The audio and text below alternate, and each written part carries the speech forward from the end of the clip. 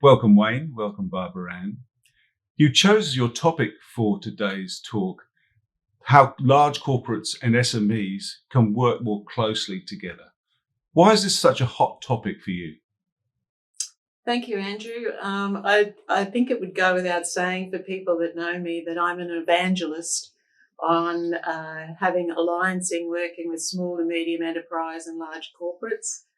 I think it brings out the best in all of us. I think you can't underestimate the power of being a startup, scale up, agile, different ways of thinking, and combining that with what can be more larger corporate thinking, where you're starting to get more into process, into risk profiles, how you actually go about different conversations. And I think having both of those combined is very powerful. I also think it sends a great message into the community that, you really are starting to think about the community, you're starting to think about doing things a little bit differently. And I think certainly, if anything out of the last 18 months has come about, people are starting to think more about their communities and how they can do better. Excellent. Wayne, perhaps you can share something of your own personal journey. You started as a startup, I guess. Yeah, thanks, Andrew, and it's great to be here. I'm very lucky, to be honest. I've spent time in working in corporates, and then went on to establish my own consulting company. And it was through my consulting work that I developed a really good understanding of the opportunity inside corporates to look for areas to innovate. Every corporate has a vast array of processes, systems, customers, challenges, and I think startup organisations are uniquely positioned, or small organisations are uniquely positioned to see those challenges as opportunities, see those challenges as potential products, services and solutions that could be developed, refined with a large corporate customer, and then taken to market on a broad scale, whether that be locally, nationally or globally. And for me, as an entrepreneur, and I do consider myself to be an entrepreneur, I've started 13 businesses. Two of my current businesses, an engineering company and my technology company, Redeye, both service the heavy industrial industry, the mining industry, the oil and gas industry, and particularly my business Redeye, where I'm the CEO and co-founder. We have customers in PNG. I've spent a fair amount of time up there, and see that there's enormous opportunity to work in the PNG market to help identify opportunities or challenges faced in PNG that can be solved with innovative products and services, innovative thinking, and that can be solved by innovative small to medium business. So I guess one question might be, how does a small business approach a larger business? Or how does a large business approach a smaller business to have that kind of conversation? How does it start? Good question, Andrew. So Wayne and I have actually been in this situation with each other. I'm a partner in KPMG, and as Wayne has said, entrepreneur running a technology company. And so we've talked around how we bring our businesses together to actually operate. I have actually worked in PNG and have connections there.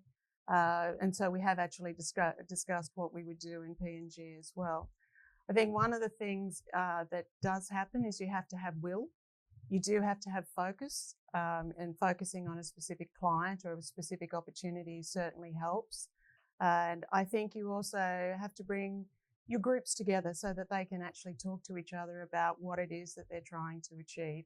In the energy and natural resources space, certainly the work that Redeye does around bushfire management and around engineering and drawings management comes very well in with the KPMG suite of advisory services and the technology solutions that we provide in those areas.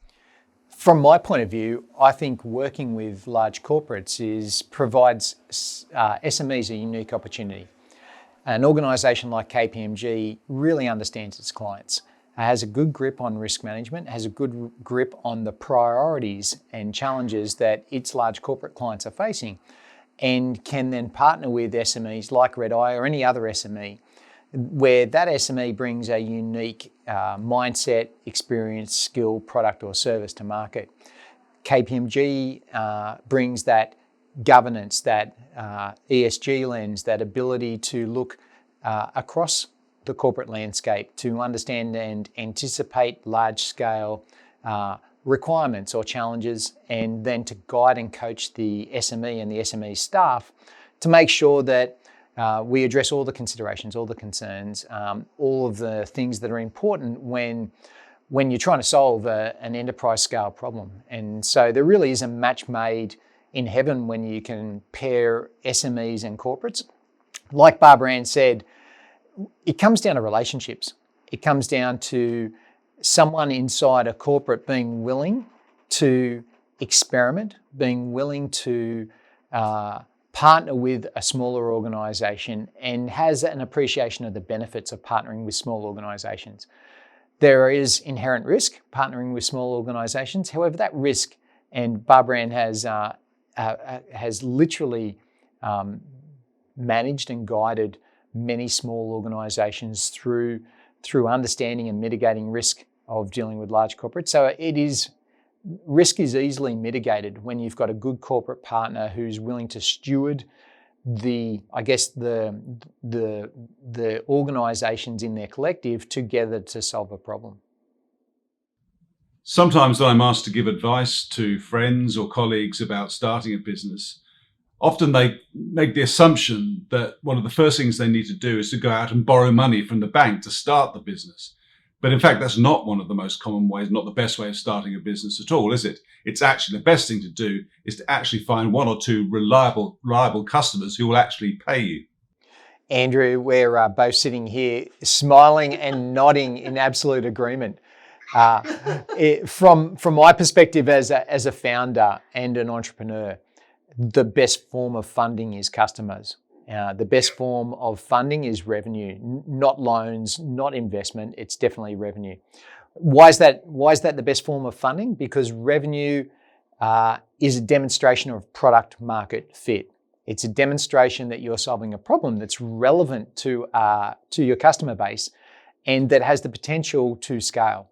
So for me, when I founded Redeye because our engineering company was literally sitting on a coal terminal in North Queensland. We kept on getting given the wrong engineering information, and we went looking for a solution to the problem. So we were trying to help the asset owner, the coal terminal, solve an operational problem. We realized after a while that there actually was not a solution to that problem, and so we decided to build a solution to that problem. We were lucky enough, and I think it was in hindsight, it was the approach we took to validate the problem, to speak to organisations about how they were dealing with the problem, to understand what was working with the solutions that they had in place, to also understand what was not working, and to understand what they wished they had. And when we decided to solve the problem, we literally went back to the organisations that we validated the problem with and said, hey, we're thinking about solving this, and we're thinking about approaching it this way. What do you think? So we got feedback from organisations. We started to build interest in what we were doing. We were building a bit of a community of people who were excited to see if the problem could be solved. And then when we actually did solve the problem and started to market the solution, we got enormous positive impact or positive feedback. As a result of that, BHP became our first client back in 2012.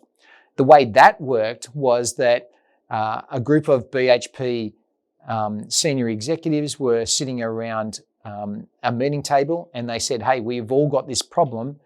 One of us needs to trial Redeye's solution and see how it goes. And we were lucky enough to partner with Peak Downs Mine, and they had the budget available. They decided to be the first customer. And I'm excited to say that, 9 years on, they're still a customer of our solution. And we've learned a lot of lessons partnering with clients. And I think our clients would genuinely say that Redeye as an organisation has been very easy to collaborate with. We've been very proactive in working with our customers to understand how we can improve our products and service. And as a result of that, we've been quite competitive in comparison to the really large global technology companies that maybe aren't as agile or maybe aren't as customer focused. And so I think for SMEs, if you want to enter the market, then trying to partner with your customers or your potential customers to understand their problem. That's the first thing I'd recommend. And then I think your competitive advantage is your ability to collaborate and design, co-design with your customers, and then take their feedback and iterate with them so that they feel like they're part of the journey and part of the solution. To extend your point, Wayne, one thing about SMEs in Papua New Guinea is not only do they have the agility, but they also have something that's really important for a larger corporation. They have local knowledge. And I think that's another area, Andrew, where the partnering can help. I mean, KPMG has a strong practice in PNG and so has local knowledge that can help international organisations operate in PNG. But similarly, as you say, the local SMEs partnering with external organisations, you do get that knowledge, that customer understanding, that cultural understanding, which is very important because you are doing business within a culture and a community and you do need to have a good understanding of that. And I think it's one of those areas, as Wayne says, that obsession with customer, which is as much part of our culture as it is part of Wayne's organisation's culture, is what will drive you to actually be successful. Barbara-Anne, what about an example from your own personal work history of an example between a collaboration between a small and a large company? Well, I think nothing speaks better than perhaps being in PNG. I actually went up to PNG and Tok Teddy a number of years ago with COSOL, who are still up there today. We were operating up there at the time, being quite successful with a larger organisation and being able to draw on being a smaller consulting house at that point, operating within a larger mining environment, and how it actually came together quite well. And I think that's sort of at one example. Certainly here in Queensland, as Wayne has said, I sit on a board, as does Wayne, of WaterStart, which is a water technology accelerator. We help small organisations come together to actually bring their technologies into the water industry, provisioning of grants. And when you start to see what you can do in those when you're in a larger organisation, helping those organisations come through, nothing feels better at a personal level as well. I agree. And Andrew, I might just add that there are some very proven models that large organisations, for example, the large organisations in PNG can use to help them identify and prioritise the areas or opportunities that they want to partner with SMEs to solve. So the WaterStart model that Barbara-Anne and I are both involved with is a great example of a model that helps identify common challenges across the water industry and then prioritise those challenges and then go to market to find innovative local or innovative companies that are willing to establish a local presence to solve those problems, and then provides a framework to enable those small companies to engage with the large companies in a risk-managed way. And so it's good for the small company, it's good for the large company, and it's good for the economy because it creates local jobs. And I think models like that and bringing models like that into an economy like PNG is a really smart approach where you can get a bunch of large organisations collaborating together to help build the economy and at the same time solve really important challenges. One of the observations that people have made about Papua New Guinea from time to time is that it is an underserviced market for all sorts of reasons, such as the cost and challenge of entering that market in the first place. But my observation would be that over the last few years, that started to change as more and more Papua New Guineans have become entrepreneurs in their own country. So my observation would be, it doesn't necessarily have to be a question of having to have an utterly original project or an utterly original solution, but just has to be a solution that works locally. It could be something, for example, that's already been proven to work in another market, can't it? Andrew, you're absolutely correct. There are a number of business models that exist in the market, and a quite proven business model for an entrepreneur is to take or adapt an existing solution from another market and apply it in a way that's relevant to a niche market like PNG. I just take my own experience, for example. One of the things that we think is a unique aspect of the PNG market is the infrastructure, right? And the challenges around access to infrastructure, both physical infrastructure and also digital infrastructure. So building a solution that takes into consideration the unique infrastructure challenges or the unique supply chain challenges that exist in your local market can often give you a competitive advantage. And you're right in so much as you don't always have to create a new product or a new service. You have to make that product or service work really, really well in your market. And I think just to build on that, Andrew, what we were talking about before, understanding your customer, understanding the community, understanding the culture that you're working within, they're the secret sauce that can go around a good idea. Absolutely. A number of times my customers tell us that part of our competitive advantage is literally our responsiveness and our service, right? So we've got a great product, but often we'll compete and win against global companies because of our service and our responsiveness. So looking from a larger company perspective, what sort of behaviours does a larger company have to have in order to get the most from their SME suppliers? I think one of the things, as you identify as a large corporate, is moving away from a vendor model to a partner model. It's something that I'm quite passionate with. Wayne and I talk about this quite a bit, and particularly in Wayne's role now as the chief entrepreneur, it's something that we talk about quite a lot. Because if you think about partnering is when you go through the good and the bad together to come out with a better outcome, as opposed to vendor relationships, which tend to be very transactional. And so I think if you are looking at working with SMEs, it is going to be different. It's not going to be the same process, risk profiles, ways of doing business, but you can learn a lot out of it. And I think it can help you also think around how you do things differently, in your own organisation. So I think that partnering model is key. I think the other thing is when you're bringing through some of your new starters, some of the people that are starting up in your own organisation, nothing energises them more than being able to be around the small to medium enterprises as well. It's just one of those things that you certainly see people fire up and they really enjoy being around them. I totally agree.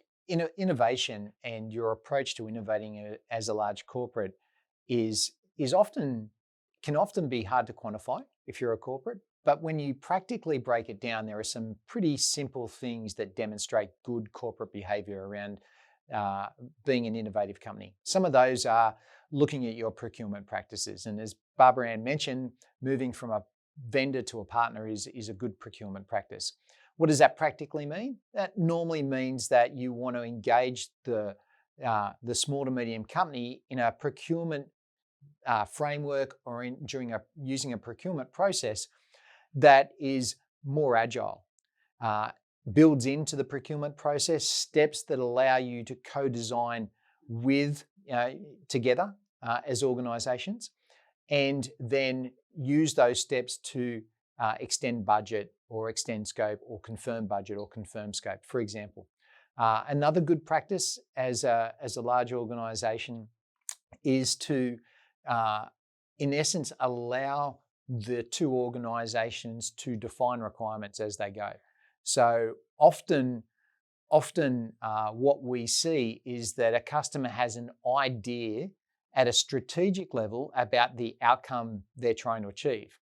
Yet they're so busy as an organisation, they haven't had the time to do the detailed requirements analysis, the detailed planning to create a very specific, clear scope. And often their own staff have different ideas about how they see things being delivered or what they actually want as an end product. And so working with a small to medium company to do discovery workshops and to build that into your procurement strategy, to do solution design and build that into your procurement strategy, to do phased project delivery, where each phase of the project is maybe a smaller, shorter and more cost-effective phase, and then you go from one phase to the next to the next. And so you can stagger your commercial commitment and stagger your risk profile. And I think there are strategies like that that today are well-trodden paths.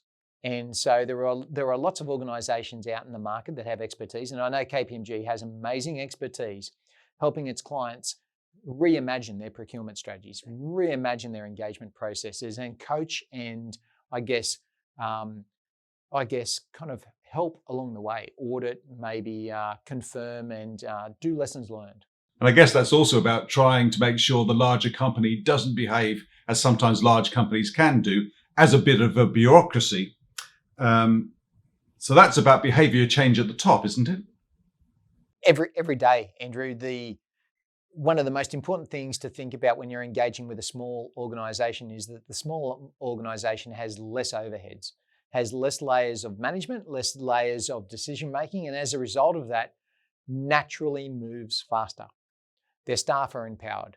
And so when a large organisation wants to partner with a smaller organisation, they need to match up the organisational structure and empower their own staff to make decisions and move faster. And so a different framework, a different set of processes, a different set of approvals is something that is worthwhile thinking about and putting in place. And I know KPMG can help with that. And I think, Andrew, just on that, one of the things there that Wayne raised is prototyping, piloting. Everybody gets nervous when you're talking about something's new or something that doesn't come from another large corporate naturally. So being able to take advantage of those type of constructs is quite a good way to progress, and it helps people in large corporates as well start to get used to being able to tip their toe in the water and to come along. So I think that's quite good. And as Wayne said, we actually have an entire group within KPMG that actually helps organisations, both small to medium enterprise organisations and large corporates, understand how to work together and what it is that's important to actually look at when they're trying to do business together. One of the things that really excites me about the kind of interaction that we're talking about is the opportunity for staff inside large corporations.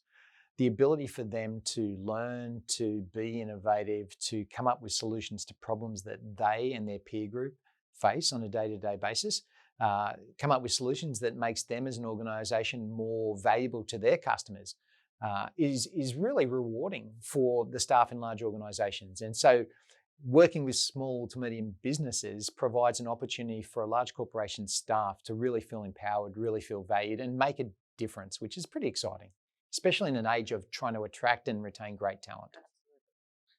I'm thinking, as you mentioned that there's another way in which SMEs come to be born, and that is when somebody leaves a larger organisation to set up on their own.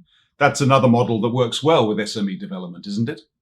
It does. And I think, Wayne was talking about that earlier. And I think when we're now looking at people talking about multiple careers in their lifetime, I think it's healthy. I think it's a good idea to be able to experience both sides because you come back with a better appreciation. You understand how to operate within a large corporate. You understand how to talk to your clients. You understand the sort of things that resonate with them, but you also understand how to get things done in a relatively agile environment that can meet the customer need, as Wayne was highlighting earlier. I think working with small organisations that have spun out of large corporates is a really, really positive indicator in an ecosystem or in a community, in a business community. Backing people who are willing to have a go says a lot about a great culture, and it actually helps to build a great culture. If you back people that are willing to step out of a business and try and solve a problem, then you're creating local jobs, and that's great for the economy. And the more often than not, if you can help them prove that their product or service, or help them guide their product and service, that product and service will become relevant in many markets. And so you can not only create local jobs, you can create export revenue as well. And I know that's something really important in PNG. I think the other thing there, Andrew, is the circle also can continue, spun out and then procured back by a large organisation as well. So I think that that circular aspect to it is important. Yeah, we've seen a lot of that, right? Where an organisation, some smart people jump out of a large company, they go and create a small business, solve some really important problems and get acquired by another large business, right? And so that creates wealth in the economy. It creates people that can invest into new businesses and new jobs. It's great for the economy. It is. Let's talk about from a small business person's point of view. What kind of behaviours should we be encouraging in SMEs when they're dealing with larger companies in particular? I'm really keen to start with this one because it's an area of passion for me as a consultant. So prior to founding my two most recent companies, I was a consultant for a number of years, and I was working with large corporates around a number of the things that Barbara-Anne and I have talked about today, things like strategy, things like environment and social license to operate, and those kind of things. And so when I started a small business, my engineering company, or when I started my software company, I really had the opportunity to take a clean sheet of paper. And I wanted to build a business from day one that cared about culture, that cared about diversity, that cared about inclusion, that had a great set of ethics and the right operating practices. And in every market, you need to have a great set of ethics, right? So for me, building a business from the ground up that really had the hallmarks of a large business, the large enterprise expectations, doing that from day one inside an SME has actually allowed me to scale, and it has allowed my business to now service some of the world's leading organisations and help them manage over $350 billion worth of assets. And I think following on from that, one of the other things that's key is transparency. Big time. Because as a large corporate being able to partner with a small to medium enterprise, you do actually have to have a degree of transparency where you understand the strengths and the weaknesses to work out how you can help. And I don't think you can overplay that enough, particularly when you tie that in with the value and ethics area, because that will hold you in the long term. That will hold you much longer past the transactional nature of what you may do with an individual business. If you display that ethics, value and transparency, you will build the long-term relationships that Wayne has with Redeye, with a lot of the corporates that you're dealing with now. An example of that would be, for us as an organisation, we go open book. So when we're working with our large mining customers, for example, our large power utilities, our large water utilities, our project plans and schedules, we're literally sit down with the customer and go, right, here's every activity in the project plan. Here's the activity, here's the effort, here's the time. Does this make sense? Is this going to solve the problem the way you envisaged it being solved? Is there anything else we need to add to our project plan and schedule to make sure we can deliver the outcome for you inside your business operating environment? Because no one knows the business of the client better than the client. And so that kind of transparent openness around the scope, the schedule, the budget, how we intend to deliver things, and then also the transparency around when things go off the rails. Because inevitably, there are unforeseen circumstances whenever you're delivering something that's large and complex for a large customer. And a small business, often you have less capacity to react to some of those uncontrolled situations. And so, for example, if I'm delivering 5 or 6 projects concurrently and a customer then has to dramatically change something because they've had a major shutdown or something, an unplanned outage, that could impact my other clients. So I have to be transparent and say to my other clients, hey, we're on track. However, we've had this challenge with one client. This is the impact to you, and be really proactive and transparent with that. And I think that builds trust and confidence, and that builds your credibility in the market.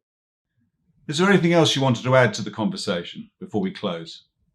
I think one of the things that I would point out is it never hurts to ask. Quite often, I think small to medium enterprises feel intimidated by larger corporates, or they can in some ways feel intimidated even by larger clients. And I think it never hurts to ask. Knock on the door, ask, see what they think, make an offer, as Wayne said, come up with a proposition. And it might surprise you just how often that you will, at the very least, get a hearing, quite often get some good feedback, and may even walk away with a deal. Yeah, one of the things that I often think about, Barbara-Anne, and maybe you could share this, is, if you're a large corporate in PNG at the moment and you're thinking about, okay, where do I start? How do I start to engage with SMEs? How do I identify the problems I want to solve that I think I could engage the SME market to solve? What advice would you give to large corporates on where could they start, and potentially how could KPMG help? And I think it is an interesting question because in KPMG and PNG, which is now part of our broader South Pacific practice, we do have our enterprise group, which is the group that actually looks into the small to medium enterprises and how to bring them along. So certainly there was going to be a plug eventually, but I think getting in touch with us and talking to us around how to engage with the small to medium enterprise market, how to actually look at the startup and scale up market, to your point earlier, Andrew. I think the other thing is looking outside of your traditional group of people that you talk to. I think being able to, there's nothing like getting near universities, any type of technical training colleges, but, you know, all of the groups that are around that can be very insightful as well, because you will find people doing amazing things, and that can actually help. I think having innovation groups, innovation thinking, even innovation awards within your large corporate can actually start to bring that out as well. I totally agree. For me, when I think about the opportunity in PNG at the moment, I'm thinking about where's PNG going from a digital innovation perspective? Where's the industry in PNG going from a digital twin perspective? How do you use technology like drones and AI and machine learning and 3D models and IoT sensors? And how do you connect those into your assets so that your staff and your contractors can all work off a real-time view of your asset? How do you become more proactive, more preventative in the way you look at your asset management strategies? And these are some of the challenges that my organisation, Red Eye, is solving with a number of power, water, mining, oil and gas companies globally. These are challenges that I think in PNG, there's some unique infrastructure and supply chain challenges. And so coming up with solutions that are really relevant in the PNG market is something we'd love to help the market achieve.